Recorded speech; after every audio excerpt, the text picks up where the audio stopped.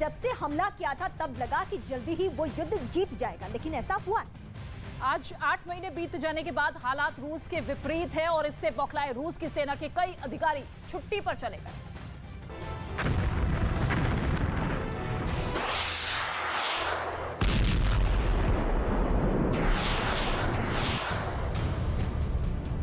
Ukraine में रूसी सेना को वैसे कामयाबी नहीं मिल रही जैसे पुतिन ने सोची थी।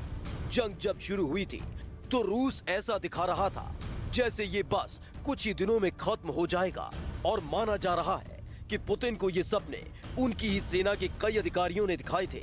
इस दौरान उन्होंने पुतिन को ये भरोसा दिला दिया था कि यूक्रेन रूस के मुकाबले कहीं ठहरता नहीं है, यानी वो जब चाहे जैसे चाहे यूक्रेन को दबोच सकते हैं। और माना जा रहा है कि पुतिन भी अपनी सेना के अधिकारियों के बहकावे में आ गए। उन्होंने ये सोचा ही नहीं था कि यूक्रेन को बचाने के लिए दुनिया के कई देश उसके साथ आ जाएंगे। और पुतिन के ऐसे ही अधिकारियों पर अब रमजान कादिरोव पूरी तरह भड़क गए।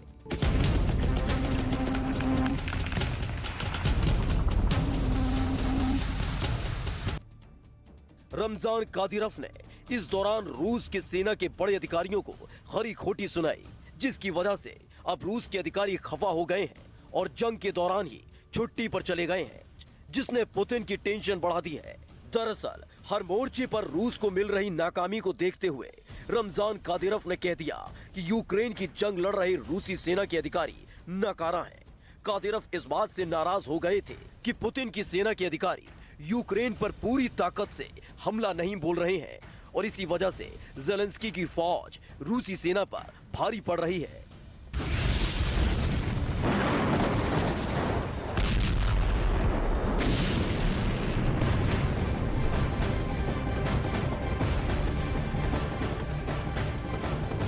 और आप देखिए कादिरोव का गुस्सा भी जायज है, क्योंकि जिस तरह से रूस के कब्जे से यूक्रेन के इलाके निकल रहे हैं उससे यही लग रहा है कि जल्द ही ज़ेलेंस्की अपने हारे हुए इलाकों पर दोबारा कब्जा कर लेंगे।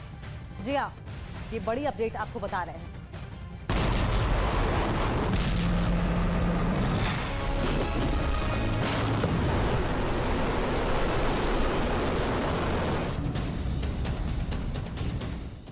रूस की सेना की हार से कादिरोव इस कदर नाराज हो गए कि उन्होंने पुतिन को भी नहीं बख्शा था।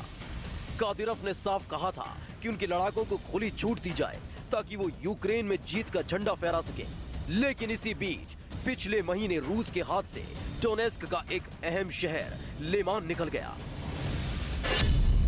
लेमान में रूस ने हथियारों का बड़ा भंडार जमा करके रखा था। साथ ही शहर से होकर ही हथियार और दूसरी चीजें डोनेस्क के दूसरे इलाकों में तैनात रूसी सैनिकों तक पहुंचती थी। इस अहम शहर में हार के बाद कादिरोव ने रूसी सेना के मेजर जनरल अलेक्जेंडर लापिन को निशाने पर ले लिया था, जिसके बाद माना जा रहा है कि कादिरोव के इसी रुख के डर से अलेक्जेंडर लापिन जंग के बीच ही भाग खड़े हुए हैं। कहा जा रहा है कि उन्हें इस बात का डर सताने लगा कि कहीं लेमान के साथ ही दूसरे इलाकों में मिल रही हार का ठीकरा उनके सिर न फोड़ दिया जाए, क्योंकि पिछले 2 महीनों में यूक्रेन की सेना ने रूसी सैनिकों की नाक में दम कर रखा है। कहा जा रहा है कि यूक्रेन के जोरदार हमलों का सामना करने में रूस के सैनिक फेल हो गए, जिसके लिए अलेक्जेंडर लापिन पर भी उंगलियां उठने लगी, क्योंकि वो खुद रूस की सेंट्रल मिलिट्री डिस्ट्रिक्ट के मुखिया हैं, जिन्हें यूक्रेन की जंग में बड़ी जिम्मेदारी दी गई थी। लेकिन कहा जा रहा है कि वो उसे पूरा कर पाने में नाकाम रहे, और इसी वजह से वैगनर ग्रुप के मालिक येवगेनी प्रिगोजिन ने भी उनके खिलाफ मोर्चा खोल दिया था। माना जा रहा है पुतिन के 2 बेहद करीबी लोगों के विद्रोह के बाद ही अलेक्जेंडर लापिन छुट्टी के बहाने कहीं जाकर छिप गए हैं।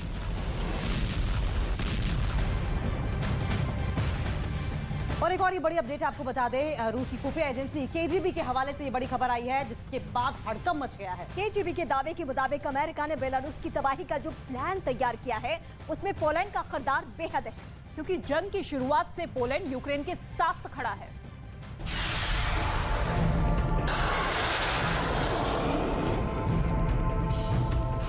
ये खबर दुनिया के लिए इसलिए भी डराने वाली है क्योंकि अमेरिका ही वो देश है जिसने हिरोशिमा और नागासाकी पर परमाणु हमला किया था।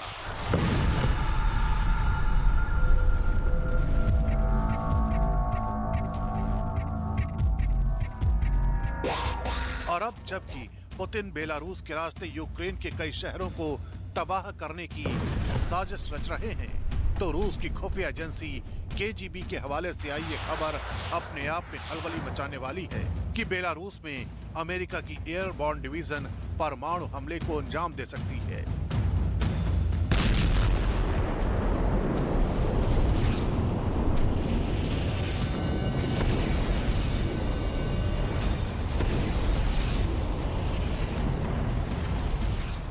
केजीबी के दावे के मुताबिक बाइडेन प्रशासन ने बेलारूस में तबाही का जो प्लान तैयार किया है, उसमें पोलैंड का किरदार बेहद अहम हो जाता है, क्योंकि जंग की शुरुआत से ही पोलैंड यूक्रेन के साथ मजबूती से डटा हुआ है।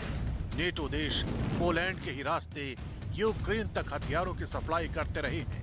यही वजह है कि केजीबी ने पोलैंड के रास्ते ही बेलारूस पर अमेरिका के संभावित हमले का दावा किया है। उधर बेलारूस में विपक्ष के नेता ने भी बेहद चौंकाने वाला बयान दिया है। उन्होंने कहा है कि अगर बेलारूस के सैनिकों को यूक्रेन में जंग के लिए भेजा गया तो ये अलेक्जेंडर लुकाशेंको के लिए राजनीतिक आत्महत्या के जैसा हो।